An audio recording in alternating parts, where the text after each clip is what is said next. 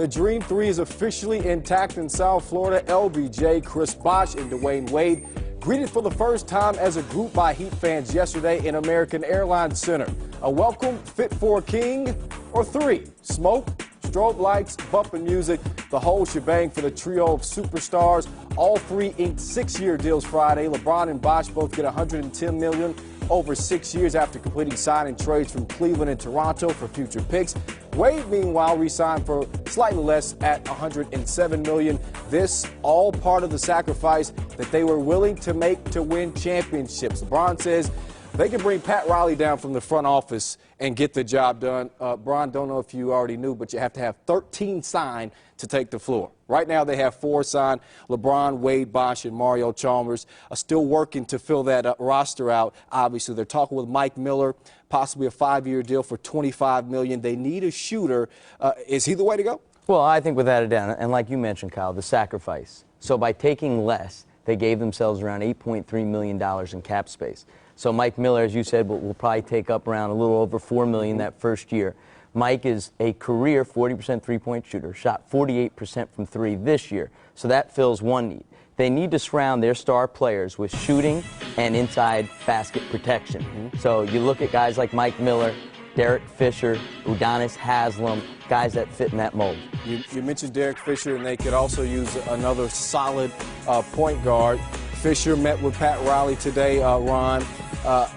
Can he pull another rabbit out of his hat and lure Fish away from L.A.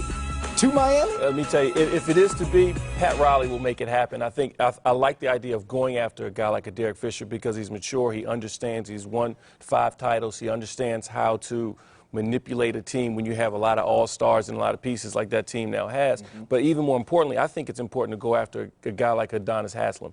Get him back in the fold. He's a guy that you need to fortify the middle. He understands Pat Riley's ways. He understands what it's like to be a Miami Heat. I think that's one of the things that they're going to try to go hard after doing is trying to get him locked down because he understands what it's like to be a Miami Heat, and it's not another piece that you'll have to change. And he's one of those glue guys that doesn't demand a lot of attention. But in covering Mike Miller this year with the Washington Wizards, I got a chance to see up close. He's a guy that I think naturally fits in with those guys. He doesn't demand the ball. He can play off of people. He can knock down open shots. He can put the ball on the floor. He can penetrate and set guys up when he has to as well. So he naturally becomes a complementary player when you look at the team that they will have. Well, getting back to Derek Fisher, Coach, how could he change the landscape? Let's say the Heat and the Lakers meet in the finals. He's with the Heat. How might that change the entire game? Well, first of all, I have a hard time believing he's leaving the Lakers. I think Kobe's going to have a rope around his waist. He's not letting him get that far. I think he just wanted to go visit,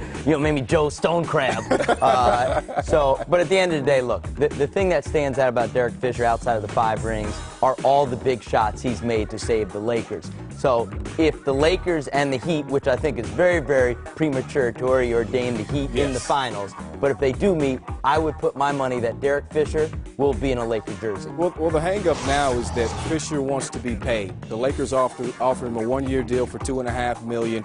He wants a little bit more than that. So that's the hang-up in L.A. So we'll see what happens there. You take a look at Fisher's numbers, and you're not blown away by his career numbers, but the key number there, I don't know if you saw it at the bottom there, 5. You mentioned it earlier. 5 championships.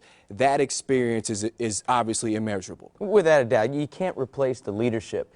Obviously, Dwayne Wade on that team is the only one with the championship ring. When you have someone like Derek Fisher, who has dealt with all the different types of adversity that you face in the season, in a playoff series, he's a calming influence. And you remember during the finals, Kobe Bryant said the only teammate he really listens to is Derek Fisher. So when you have 3 big-time players like LeBron James, Dwayne Wade, Chris Bosh, you need a veteran that they will listen to. If Derek Fisher ever did get away from Kobe's rope, they would listen to him.